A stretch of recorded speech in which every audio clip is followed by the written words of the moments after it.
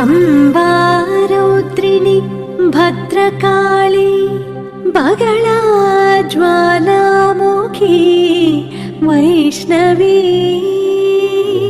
Brahmani त्रिपुरान्तकी सुरनुता देदीप्यमानोज्ज्वला चामुण्डाश्रितरक्षपोषजननी Dakshayani Pallavi चिद्रूपी परदेवता Bhagavati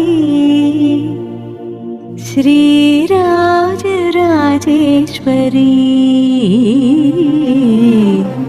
Shrirajarajeshwari.